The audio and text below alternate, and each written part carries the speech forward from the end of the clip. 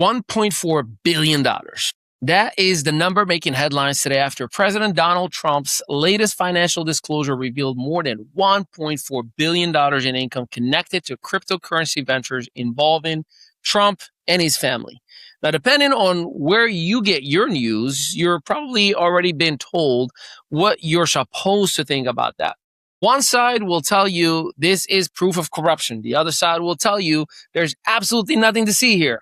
But that's exactly where I think we're going wrong in America. We keep starting with the conclusion instead of starting with the facts. So tonight, we're not doing that. I'm a Republican. I believe in free enterprise. I believe America should lead the world in innovation, including emerging technologies like cryptocurrency and blockchain. I also believe in transparency, accountability, and applying the same standards to our own side that we would demand from the other side. Those principles don't contradict each other. So here's what we're going to do. We're going to look at what President Trump actually disclosed. We're going to look at where this money reportedly came from. We're going to examine World Liberty Financial and the Trump family's growing presence in cryptocurrency. We're going to look at the administration's push for clearer cryptocurrency regulations and the Clarity Act. We're going to examine the concerns being raised about potential conflicts of interest in foreign investments. And we're also going to give President Trump and his administration their side of the story. Because asking a question isn't an accusation, an allegation isn't proof, and supporting a president does not mean abandoning our responsibilities to examine the facts. My standard is simple. If I would ask a question of a Democrat president, well, I should be willing to ask the same of a Republican president. And if I wouldn't accept an allegation without evidence against someone I support, I shouldn't accept it without evidence against someone I oppose. That's how we're going to approach this story. No predetermined verdict, no manufactured outrage, just the documents, the numbers, the arguments from both sides, and then you decide. I'm Ali Mehdaoui, and this is What's New with ME, powered by ME Studios. And if you're looking for professional media production, podcasting, content strategy, PR, or business storytelling, well, visit dmestudios.net.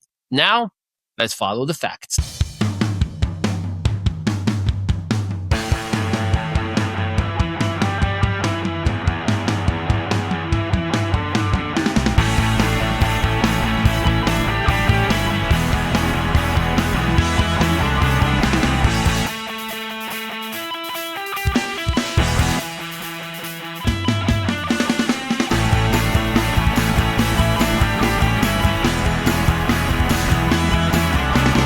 Segment 1, start with the documents.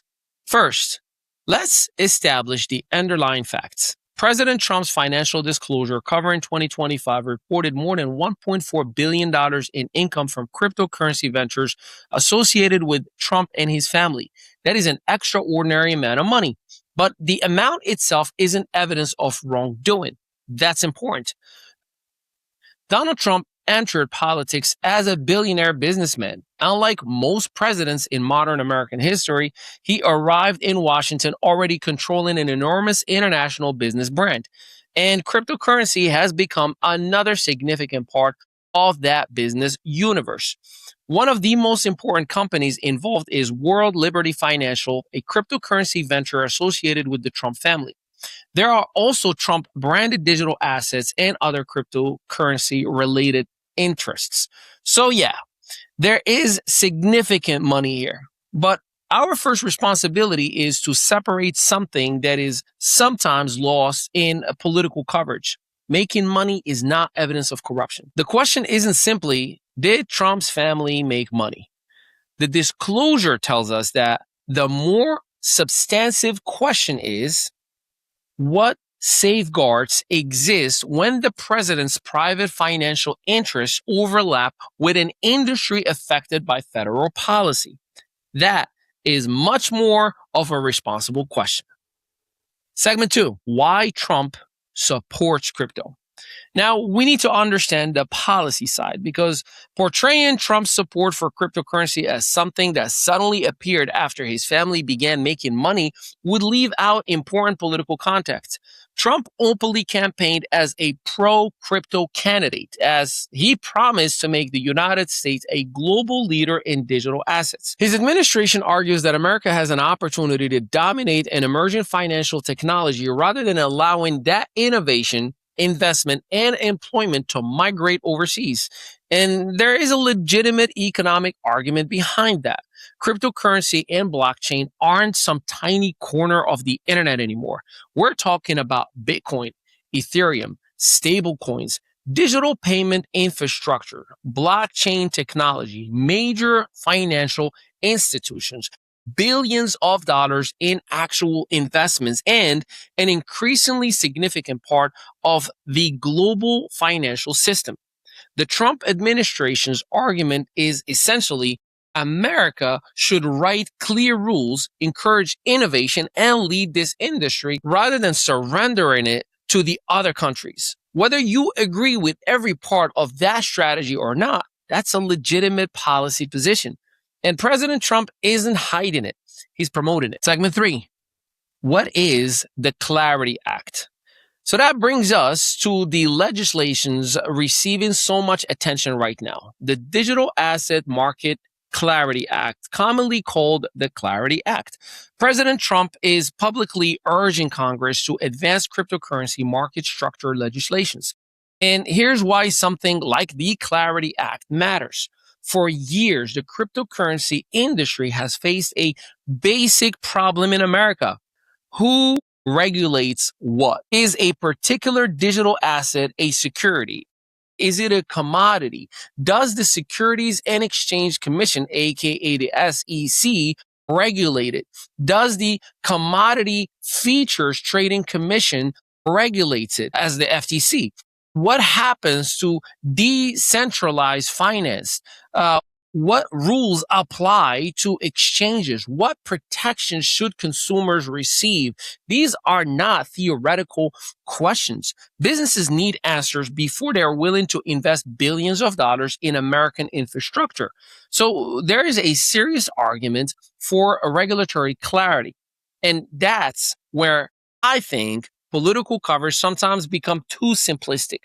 You can simultaneously believe that America needs clear cryptocurrency regulations and believe that elected officials should be subject to strong financial transparency and ethics standards. Those positions don't contradict each other. Segment 4. Where's the ethics question in this whole thing? So now we arrive at the uncomfortable part of the story. Trump and his family have substantially financial interests connected to cryptocurrency. And at the same time, the Trump administration is pursuing policies designed to expand America's cryptocurrency industry. Critics argue that creates a potential conflict between public responsibility and private financial interest. Trump's supporters respond that this policy position was openly presented to voters, that he was elected while advocating for those policies, and his finances are separately managed. So what does the evidence prove? At this point, the financial overlap is documented.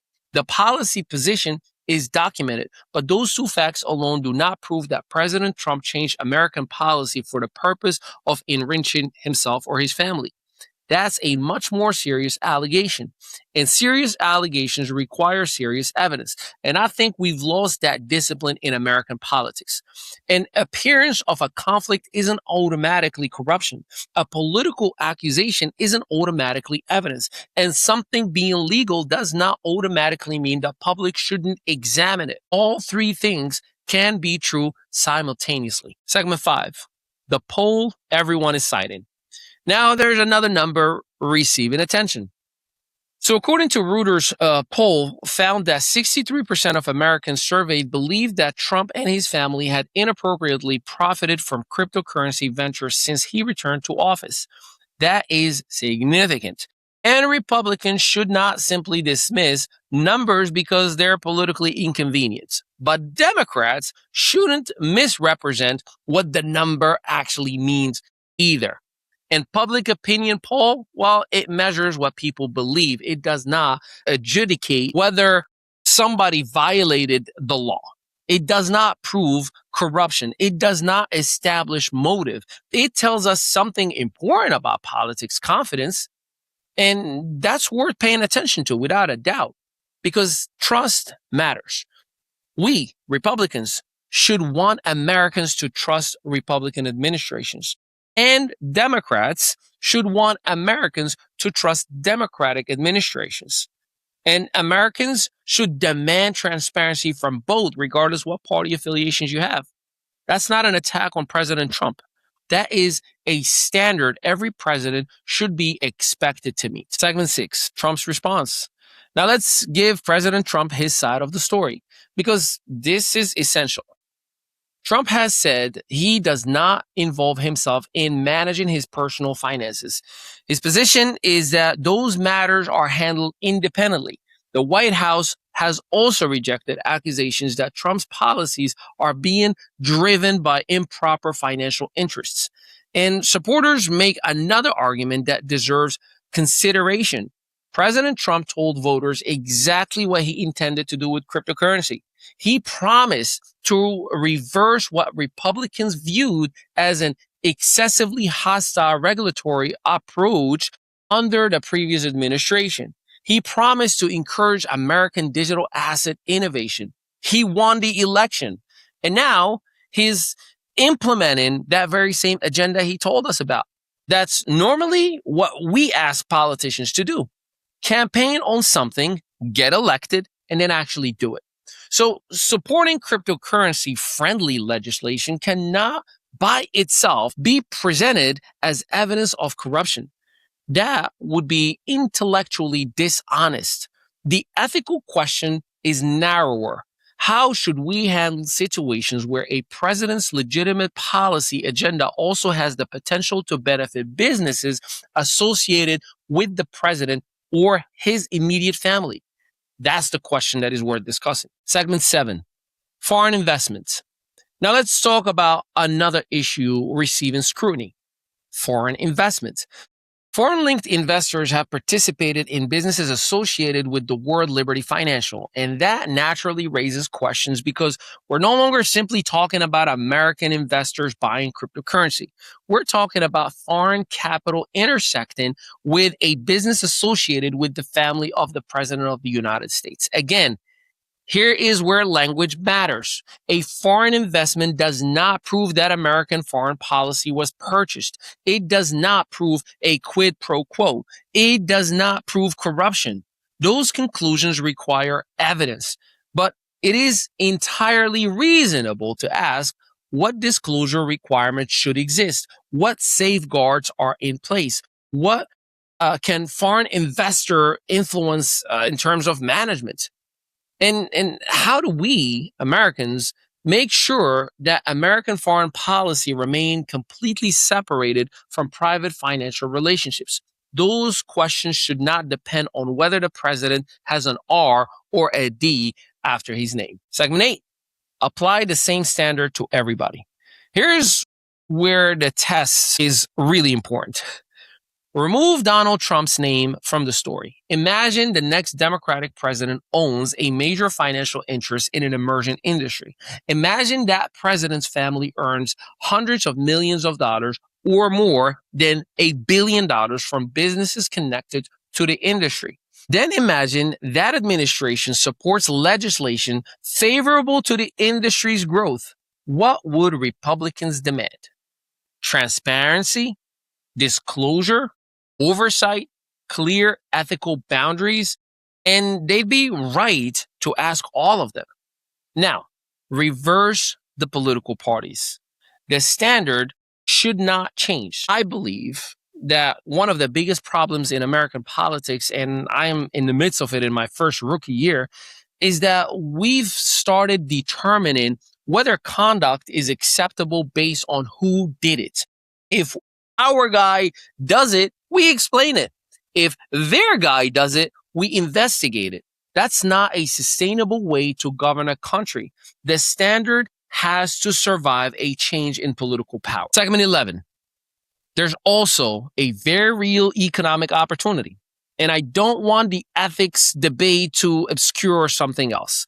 America has a real opportunity in digital assets. Blockchain technology isn't going away. Stable coins aren't going away. Digital finance isn't going away. And President Trump is correct about one fundamental strategic issue. If America refuses to participate in emerging technologies, somebody else will. We've learned it many, many times before. China will. Europe will. The Gulf states will. Global capital doesn't simply stop moving because Washington cannot agree on regulations. It moves somewhere else. So the answer cannot simply be crypto is complicated. Shut everything down. That's not serious economic policy. The objective should be innovation, but with rules. Investments, but with transparency. Growth, but with accountability. And consumer protection without suffocating American entrepreneurship. That is where this conversation should ultimately go. Segment 11. Republicans should not be afraid of transparency. And I'm going to say something specifically as a Republican myself. We should not be afraid of transparency. We should champion it. Fiscal responsibility, limited government, free enterprise, personal responsibility, accountability. Those principles mean something only if we're willing to apply them consistently. Supporting President Trump's economic agenda does not require pretending legitimate questions don't exist. And asking legitimate questions about an administration does not mean abandoning the Republican Party. We should be capable of doing both. I can support policies that I believe strengthen America while still expecting transparency from the people implementing those very same policies. That is not disloyalty. That's representative government. And I would expect exactly the same standards if a Democrat were sitting in the Oval Office. Segment 11, fact, perception, and proof. So here's what I want you to remember from this episode. There are 3 different categories. There's fact, there's perception, and then there's proof. It's kind of like his story, her story, and then the truth. The financial disclosure is a fact. Trump's pro-cryptocurrency policy agenda is a fact. Public concern reflected in polling is a fact. Critics alleging conflicts of interest is a fact, but an allegation itself isn't proof. And that's where responsible journalism and responsible political discourse matters.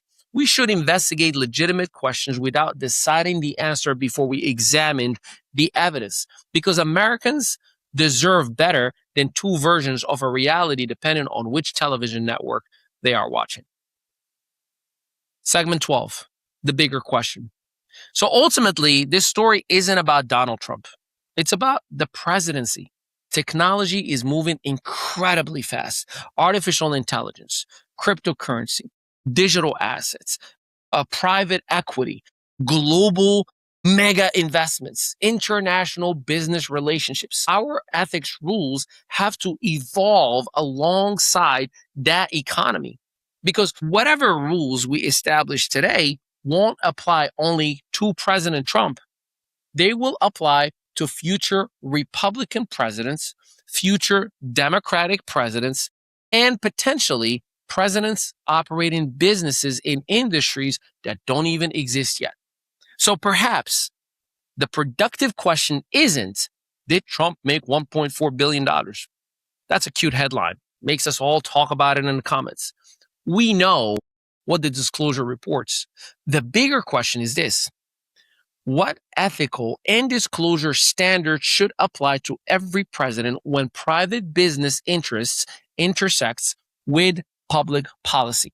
That's a conversation worth having. Still marketing your business like it's the Yellow Pages era? Welcome to ME Studios, where local solopreneurs and small business owners catch up with the digital world and take over it. We help you go from invisible to undeniable. Featured on Spotify, iHeartRadio, Audible, Apple Podcasts, and Amazon Music. Plus, gain press exposure in over 100 to 300 major media outlets like Fox, ABC, CBS, NBC, and the CW. Right here in Eatontown, New Jersey, just steps away from the soon-to-be Netflix studios, our multi-unit facility is built for creators, entrepreneurs, and visionaries. Stop marketing like it's 1995. Start building your digital authority today with a team that gets it. So here are my final thoughts for you. I personally don't believe responsible political commentary requires choosing between defending everything your party does and attacking everything the other party does. I believe we can do something much more useful.